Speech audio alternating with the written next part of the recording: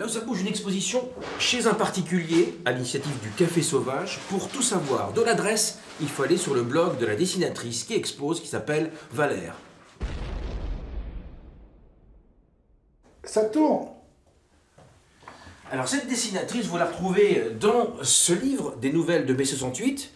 Et puis aussi, elle a été croquée par Moine au milieu de tous les dessinateurs les plus connus, qu'ils soient vivants ou malheureusement disparus, comme c'est le cas pour Cabu et Wolinski. Voilà, on va la retrouver, elle s'appelle Valère, elle a beaucoup de talent et elle expose ici. C'est assez curieux quand même.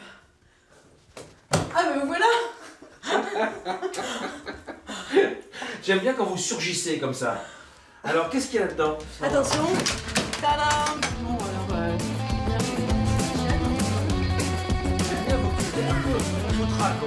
C'est très rock'n'roll ce reportage. Regardez. Ça c'est une belette qui fait du bien à une licorne. Comme vous pouvez voir. Quelles sont les limites de votre art? Est-ce que vous imposez des limites? C'est les autres, c'est vous, les limites. Si ça nous choque, on a le droit de vous le dire. Bah oui, c'est ça la liberté d'expression. Elle permet pas tout évidemment. Hein. C'est pas parce que on est libre, parce que qu'on peut tout se permettre. J'aime la subversion et que s'il n'y a pas de subversion, il n'y a pas de tapage cérébral. Donc... En fait, être libre, oui. C'est faire ce qu'on aime.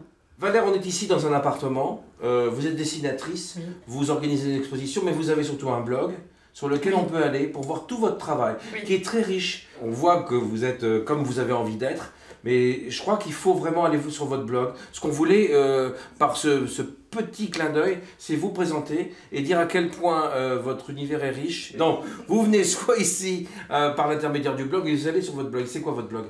valère.over-blog.org. On va le mettre. Et Boutsigi Bigoudi, c'est ma bande dessinée. Oui, parce qu'il y avait une bande dessinée sur le web qui va peut-être démarrer là. Voilà, sur taipi.com.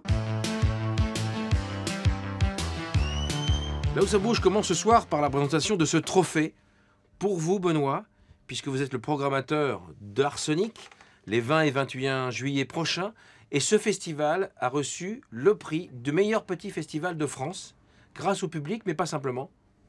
Pas simplement, grâce aussi à toute l'équipe qui travaille depuis plus de 20 ans maintenant, parce qu'on fête la 23e année du festival. C'est un travail effectué par un conseil d'administration composé de 9 personnes, une trentaine de chefs d'équipe et 450 bénévoles qui œuvrent sur ces 2 jours-là. On est à la limite de la catégorie 5-20 000 spectateurs. On fait maintenant 20 000 spectateurs depuis 3 ans. Le festival l'affiche complet quelques semaines avant son ouverture.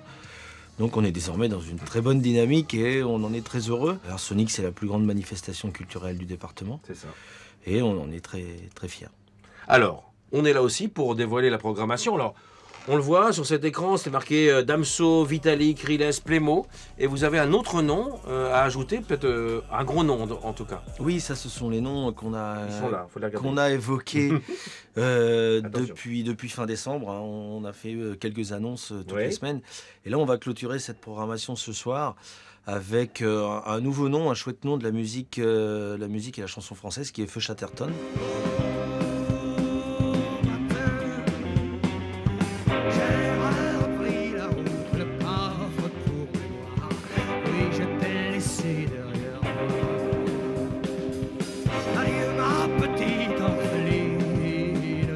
Feu Chatterton à Briouze, le 20 ou le 21 juillet?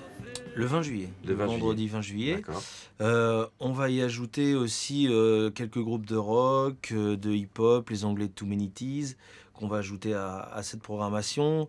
Le phénomène Thérapie Taxi qui commence vraiment à monter, chanson pop, électro très très chouette.